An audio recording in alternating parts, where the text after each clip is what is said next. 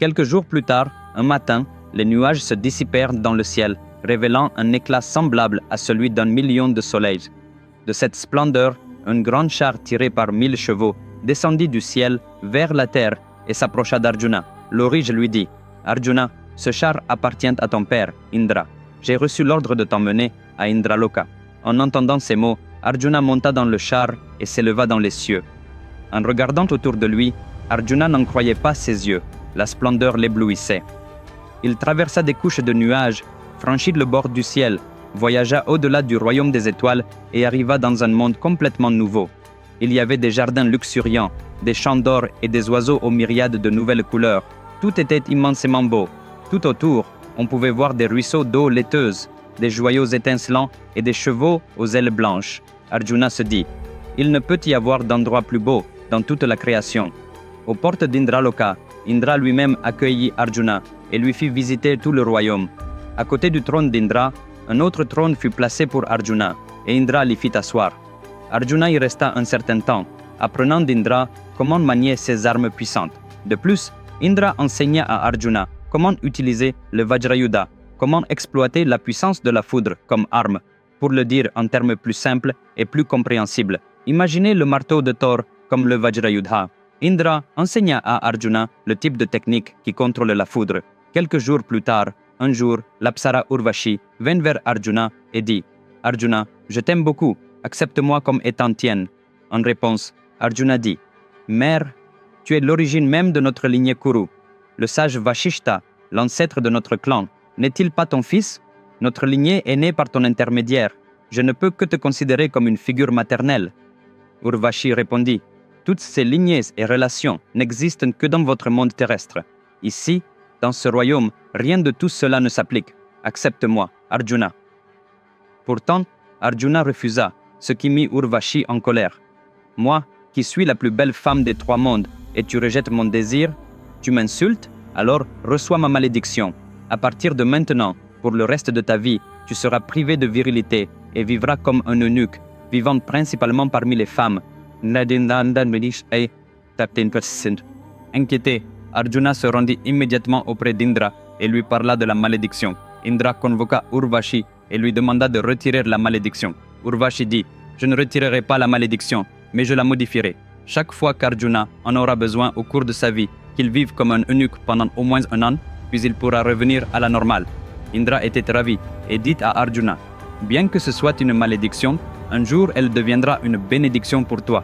En préparation, apprends la danse et la musique de Chitrasena. » Ce Chitrasena était le même Gandharva qu'Arjuna avait combattu autrefois lorsqu'il avait sauvé Duryodhana.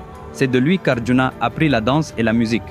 Plus tard, cette malédiction lui sera utile pendant l'année qu'il passera à vivre incognito. Une fois qu'il eut obtenu les armes et l'entraînement dont il avait besoin, Arjuna souhaita retourner dans sa famille.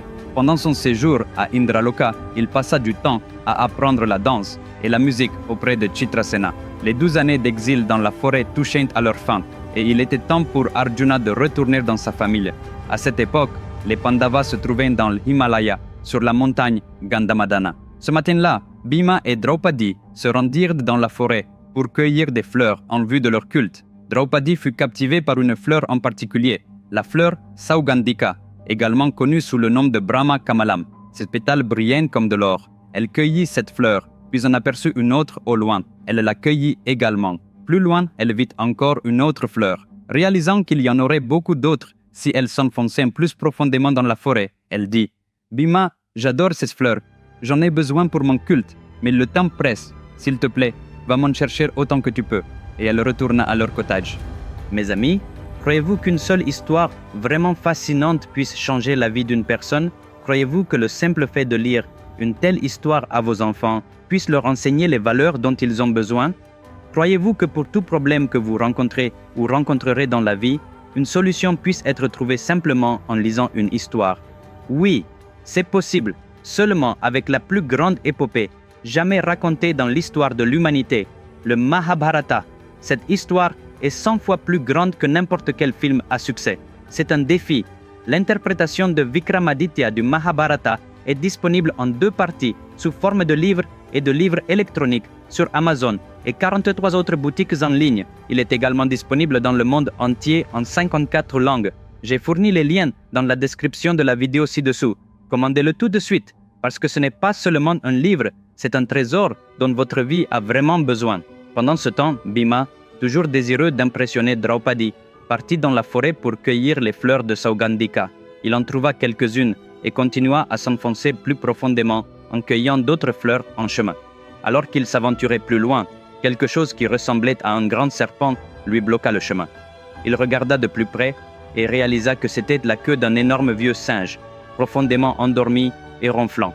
Voyant la queue du singe sur son chemin, Bhima cria « Qu'est-ce que c'est? Tu mets ta queue sur le chemin de Bhimasena? Hé, Vanara !» En entendant le cri, le singe se réveilla en sursaut. « Qui ose crier si fort, dérangeant mon sommeil ?» demanda-t-il. Voyant Bhima, fier de toute sa personne, la colère flamboyante dans ses yeux, le singe dit « Tu ressembles à un prince kshatriya. Ne sais-tu pas qu'il est inconvenant de réveiller quelqu'un qui dort en criant si grossièrement ?» Bhima répondit « Singe stupide, ne sais-tu pas toi-même qu'il ne faut pas bloquer le chemin d'un kshatriya avec sa queue ?» Le singe acquiesça. « Oui, c'est vrai aussi, mais à cause de mon âge avancé, mon corps ne m'obéit plus. Je ne peux plus bouger mes jambes, mes bras, ni même ma queue. Brave kshatriya, sois gentil et déplace ma queue toi-même. » Bhima ricana. « Ce n'est rien. Je peux la repousser avec mon petit doigt, et tenta nonchalamment de soulever la queue avec sa main gauche. Mais il ne parvenait pas à la bouger. Surpris, il utilisa sa main droite, plus forte, mais il ne put la soulever. Finalement, il utilisa ses deux mains, s'efforçant de déplacer la queue ne serait-ce que d'un centimètre, mais il échoua. Il essaya de toutes ses forces, mais Bhima ne put la bouger. Toute la fierté qu'il avait affichée jusque-là s'évanouit en un instant. Le visage humble, il joignit les mains et s'inclina en disant « Grand être, tu m'as débarrassé de l'arrogance qui m'aveuglait. Tu n'es pas un être ordinaire. Je t'en prie, révèle-moi qui tu es vraiment. » Alors, le singe révéla sa véritable forme. Il n'était autre que Hanuman. S'approchant de Bhima, Hanuman dit « Bhima, tu es mon frère, car nous sommes tous deux nés par la grâce de Vayudeva, le dieu du vent. Jusqu'à présent, ton seul défaut était l'arrogance. Toute personne arrogante et colérique est un imbécile. Un tel imbécile sème la destruction sur lui-même et sur son entourage. Grâce à cette leçon, ce défaut a été éliminé en toi. Désormais, tu seras victorieux en toutes choses. Je te soutiendrai toujours. » Après avoir ainsi béni Bhima, Hanuman s'en alla. Ravi, Bhima cueillit autant de fleurs de Saugandika qu'il put et rentra chez lui. Plus tard dans cette histoire, Kubera, Jarasandha, Gatotkacha, les Kalakeyas, Naroshudu et plusieurs autres font leur apparition. Mais ces épisodes ne sont pas aussi cruciaux. Passons-les et passons aux événements principaux. Alors que l'exil de 12 ans dans la forêt touchait à sa fin, Arjuna rejoignit à nouveau ses frères. Ils étaient tous ravis de le voir. Un jour, les 5 Pandavas allèrent chasser dans la forêt. Un brahman s'approcha d'eux en pleurant et dit « Vous semblez être de courageux kshatriyas. Je suis sûr que votre présence rayonnante peut m'aider. Je vous en prie, sauvez-moi. » Manam Dantam Daskasit Askiste. En réponse, Dharmaraja demanda « Quel malheur vous est-il arrivé ?» Le brahman répondit « Ce matin, j'étais sur le point d'accomplir un certain rituel. J'ai placé tous les objets dont j'avais besoin dans une petite pochette sur la marche devant ma maison. Pendant que j'entrais, un cerf avec des cornes a ramassé cette pochette avec ses bois et a couru par là. Veuillez récupérer cette pochette là où elle est accrochée au bois du cerf. Ce rituel ne doit en aucun cas être laissé inachevé. » Et il se mit à pleurer. Mes amis, dans le prochain épisode, l'histoire prend une toute autre tournure. Ne le manquez pas. Rendez-vous samedi prochain, même heure. Commandez mes livres sur le Mahabharata dès maintenant. J'ai indiqué les liens dans la description ci-dessous. De plus, si vous n'êtes pas encore abonné à ma chaîne, faites-le immédiatement. D'ici là, prenez soin de vous. Au revoir.